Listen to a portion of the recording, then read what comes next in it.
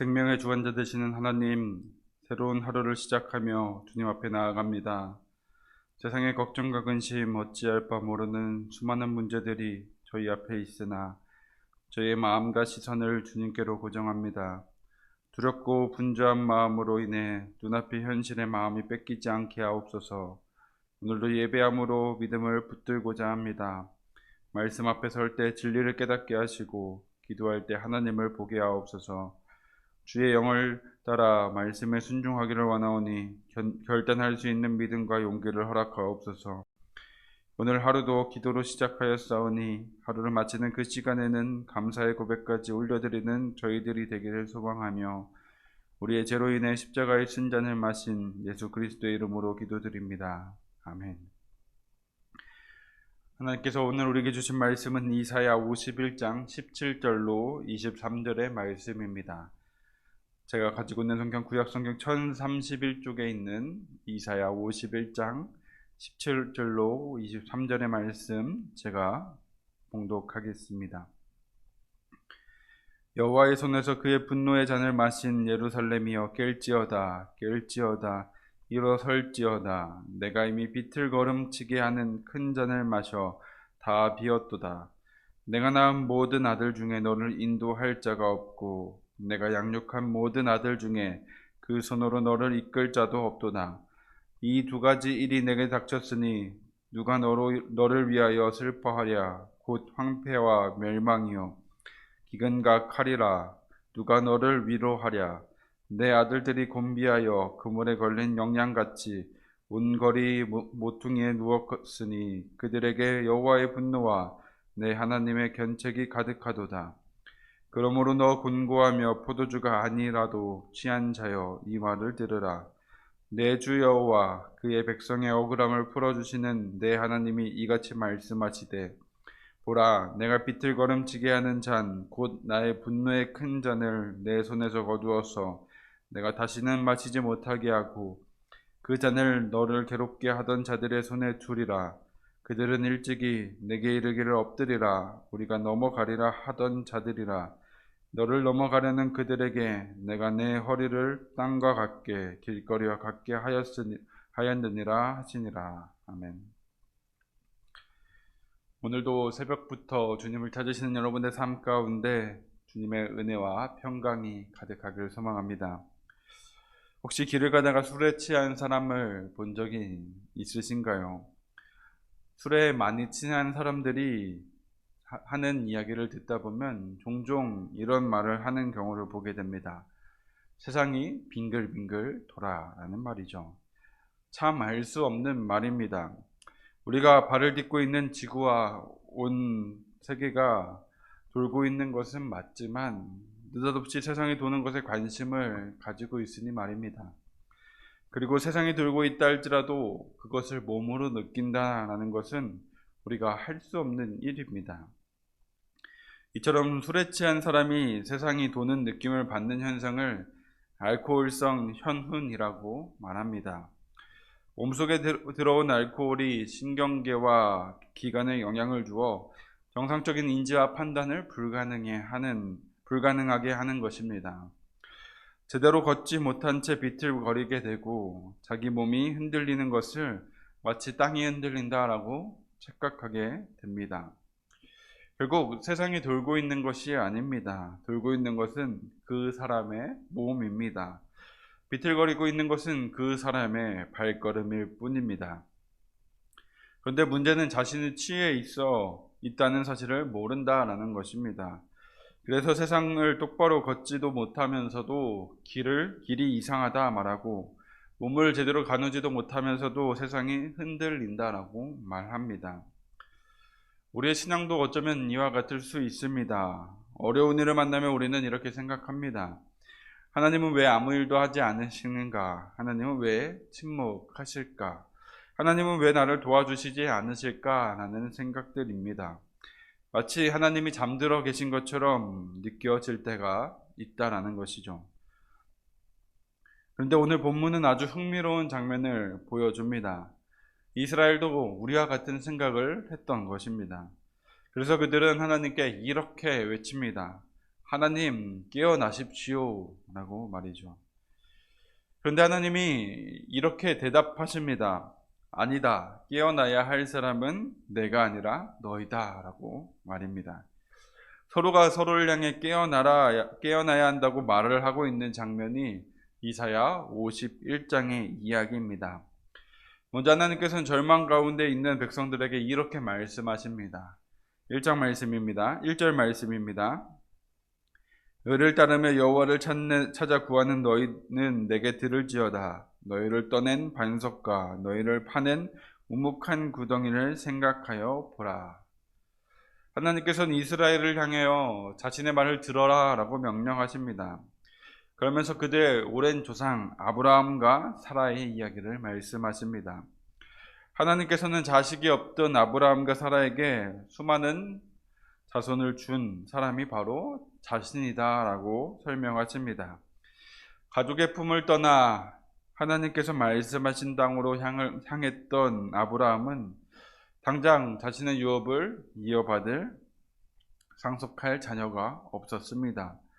마치 채석장에서 움푹 떠낸 바위와 같이 철저히 홀로 된 두려움에 사로잡혀 있던 사람이 아브라함입니다.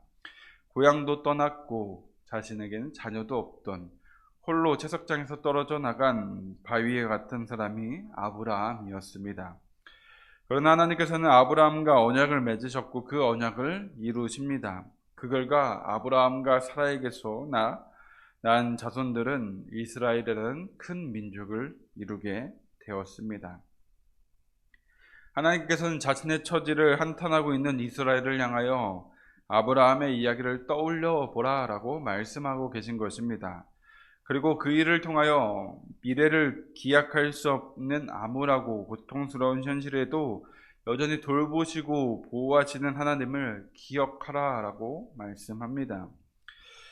비록 지금은 아무것도 없는 것 같지만 자녀가 없는 아브라함에게서 민족을 일으키셨던 것처럼 무너진 이스라엘도 반드시 회복시키실 것이라는 의미입니다. 마치 그 모습은 사막이 에덴 동산같이 광야가 하나님의 동산같이 바뀌는 것과 같습니다. 이것은 단순히 나라를 재건한다는 의미를 넘어섭니다. 죄로 인해 잃어버렸던 하나님의 은혜와 복을 회복시키시겠다라는 하나님의 약속입니다. 그러면서 하나님은 다시 한번 사람들을 향해 자신의 말에 귀를 기울일 것을 요청합니다. 앞으로 이루어질 하나님의 구원 역사는 온 세상에 퍼져나가게 될 것이고 심지어 땅끝 사람들마저도 하나님을 의지하게 될 것이며 하늘과 땅은 사라질지언정 하나님의 공의는 사라지지 않을 것이다 라고 하나님은 선포합니다. 그런데 이스라엘의 모습은 어떠했습니까? 그들은 여전히 현실을 더 크게 보고 있습니다. 이사야 51장 9절로 10절입니다. 여호와의 팔이여 깨소서 깨소서 능력을 베푸소서 옛날 옛시대에 깨신 것 같이 하소서 라합을 점이시고 용을 찌르신 이가 어찌 주가 아니시며 바다를 넓고 깊은 물을 말리시고 바다 깊은 곳에 길을 내어 구속받은 자들을 건너게 하시니가 어찌 주가 아니시니까. 하나님께서는 여전히 신실함으로 언약을 붙들고 계시지만 이스라엘은 다르게 받아들이고 있는 것 같습니다. 그들은 하나님을 향해 깨소서 깨소서 반복하며 외치고 있습니다. 여기서 사용된 단어 우르는 잠에서 깨어나다라는 의미를 가진 단어입니다. 그러나 시편에서는 대적들로 인해 극심한 고난 가운데 있는 자기 백성을 구원을 하시는 그 구원을 위해 하나님이 깨어나야 한다는 그런 문맥에서 자주 사용되곤 합니다. 즉 이스라엘은 하나님을 향해 이렇게 요청하고 있는 것입니다. 얼른 잠에서 일어나 능력의 팔을 펴서 우리를 도와주십시오 라고 말입니다. 그런데 이사야 51장에 등장하는 이스라엘은 이전의 사람들과는 조금 차이점이 있습니다. 이전의 사람들은 하나님의 능력을 믿지 못하여 우상을 섬겼던 사람들이라 한다면 오늘의 사람들은 하나님의 능력은 알고 있는 것 같습니다. 과거 자신들의 조상을 애굽에서 탈출시켜 광야의 삶을 지낼 때 하나님께서 보여주신 그 능력을 기억하고 있습니다. 홍해를 가르셨던 하나님, 애굽을 심판하셨던 하나님을 말이죠. 그 하나님을 기억하며 외치고 있습니다. 하나님, 옛날 일처럼 지금도 일해 주십시오. 하나님, 이제 깨어나 주십시오라고 말입니다. 얼핏 보면 매우 믿음 좋은 기도처럼 보입니다. 그런데 사실 이 기도 속에는 한 가지 오해가 숨어 있습니다. 바로 그들은 하나님이 잠들어 계신다라고 생각한 것입니다. 하나님이 일하지 않으신다라고 여기고 있는 것입니다. 이사야 선지자는 그들의 말에 전적으로 반박합니다. 13절로 16절의 말씀은 이스라엘이 하나님을 잊어버렸다라고 지적합니다. 그들을 학대하던 자들에 대한 두려움이 창조주 하나님을 잊어버리게 했고 그들을 해방시키시려는 그 하나님의 사랑을 잊게 했다라고 말합니다.